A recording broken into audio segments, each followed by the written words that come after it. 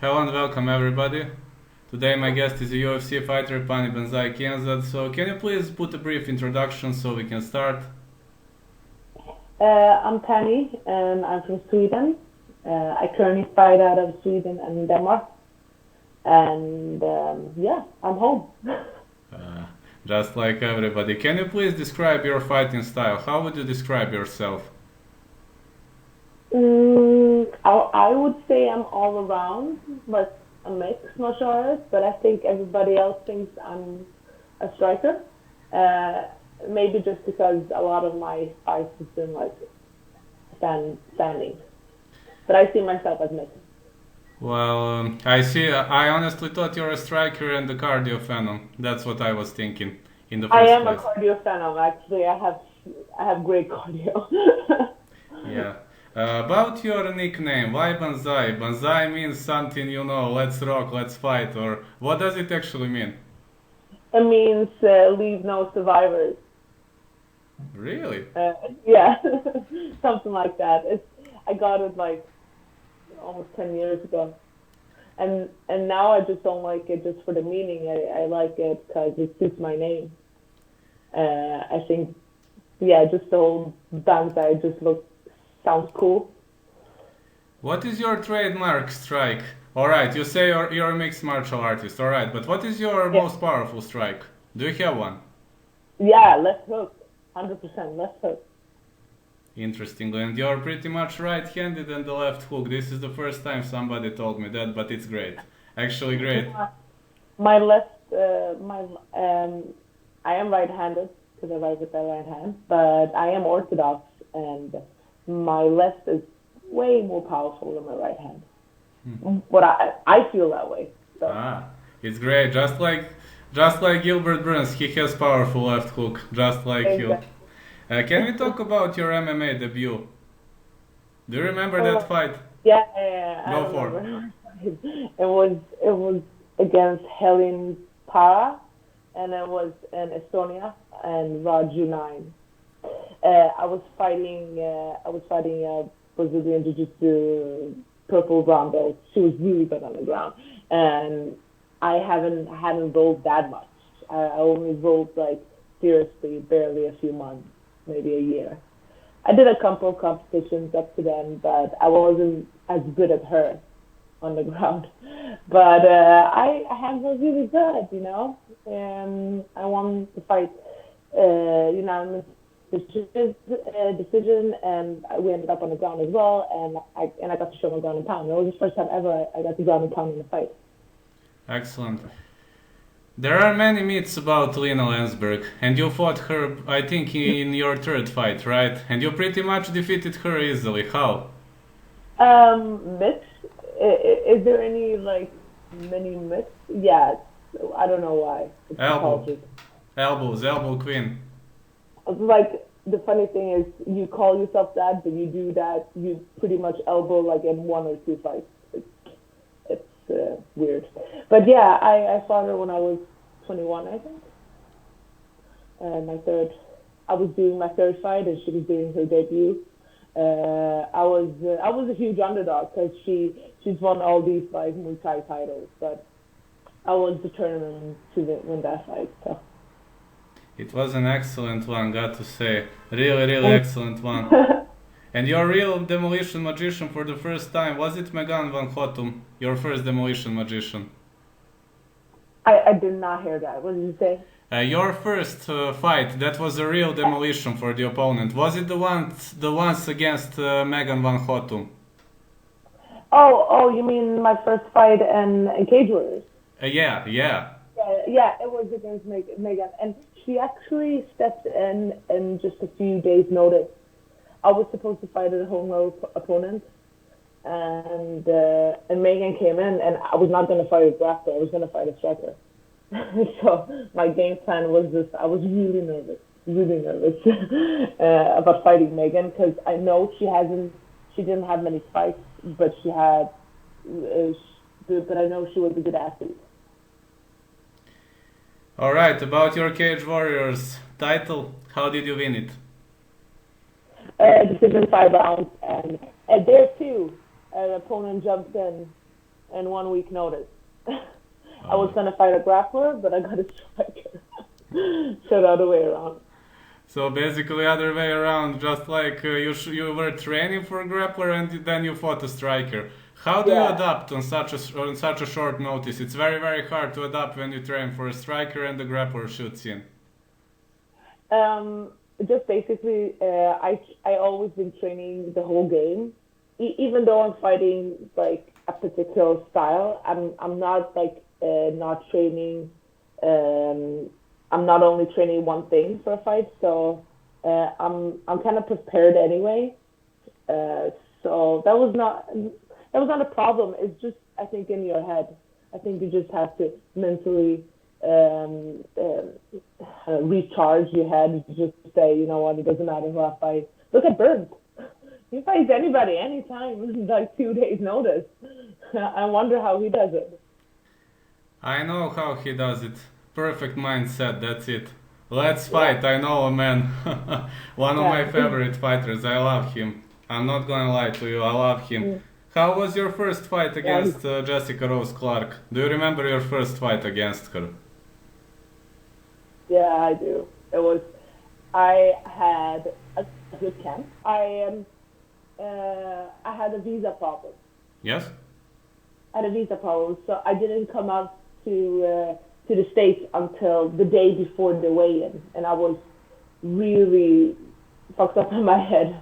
I didn't know that I was fighting, that I was able to get a visa in 3 weeks. They didn't tell me anything. So I had to go back and forth to Stockholm to fix my visa, and I had to drive 7 hours, and I waited in a cafe for 8 hours, and they actually gave me the visa on the same day, the last minute for me to go to the States. Do you hear that sound? Yes, yes, I hear you. I hear No, you. no, no. I mean, you didn't hear that sound that just came up? No? Okay, this is so weird. It's something creepy. I don't know.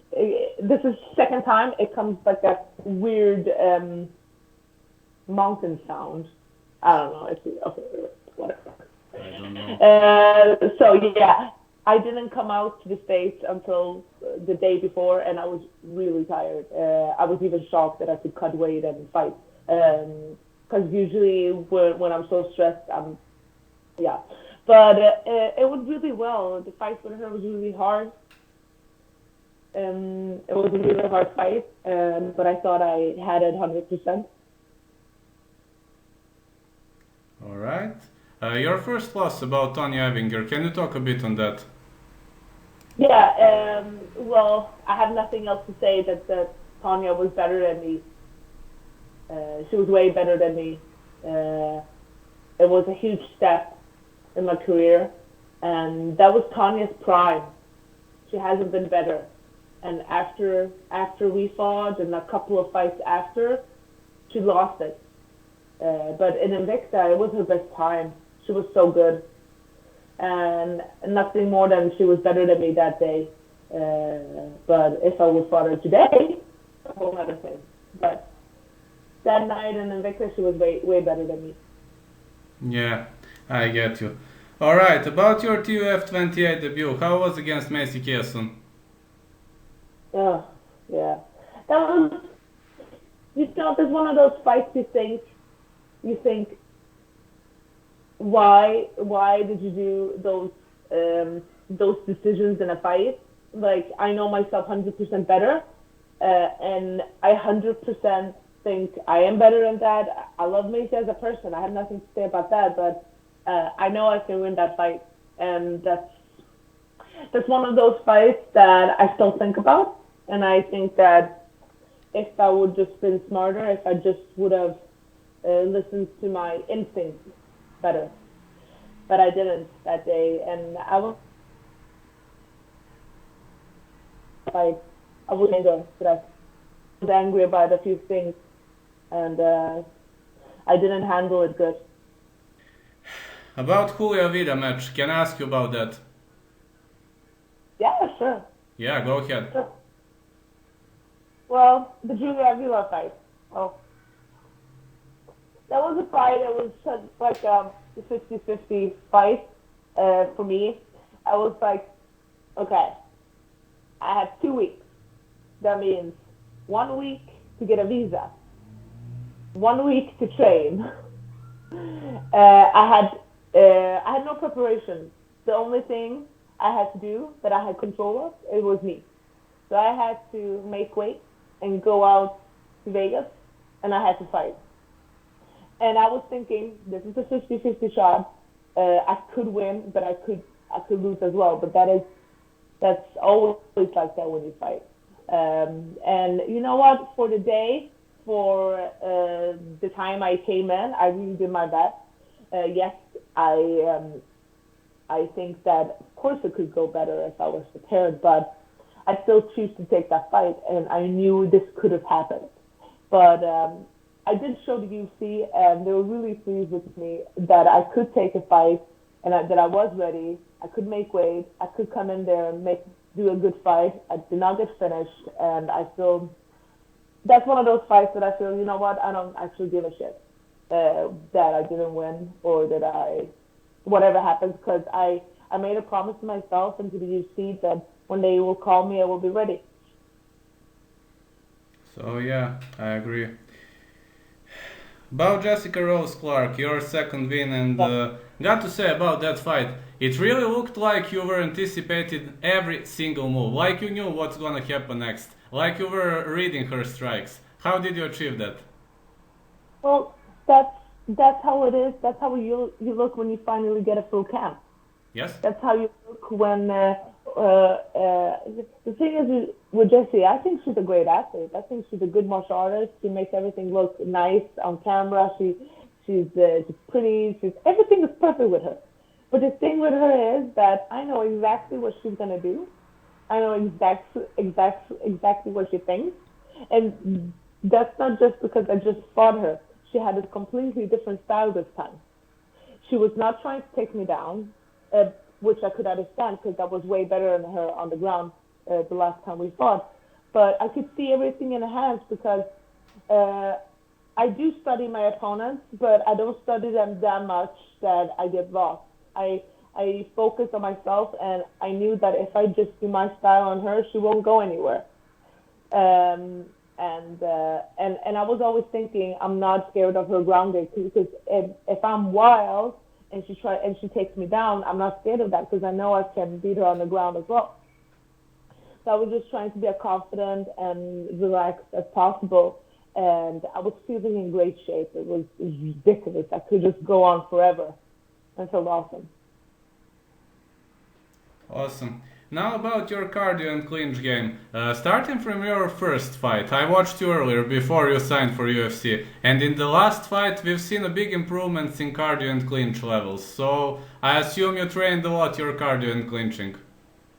Yeah, like my cardio has always been my great side because I've been boxing for a long time, since I was a kid, and like the only thing that was really important for me is not to get tired to fight.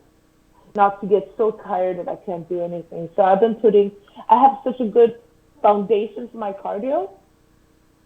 So whenever I fight, I can always improve it. I will always improve my cardio, but it's already so good that I don't even know how good it can be. I think it can even get better. And my clinch game, I've been working actually a lot on my clinch game for last year. After I got my UFC contract, I've been working on it a lot more. I'm getting more comfortable in it. It opens up for different types of fighting, you know. But just the cardio thing, it's really important, and I'm still shocked when I watch fights, especially in the UFC, that people that don't have cardio. I'm still really shocked. I saw a lot of 135 fights, a lot of girls that that maybe I will fight and on and on. I really shocked still that some people don't have good cardio in this level. And the last one, what I wanted to ask you, even when you're down, you get back to feet very easily. It's one of very, very rare features, you know, I don't see it much often. How do you do that? You pretty much get back easily on your feet when you're taken down. How do I do that? Yes? I train with a lot of good men, and I train with a lot of good wrestlers. I come from a wrestling and grappling based team, and if I can get up when they take me down, I know 100% I can get up when the girls take me down.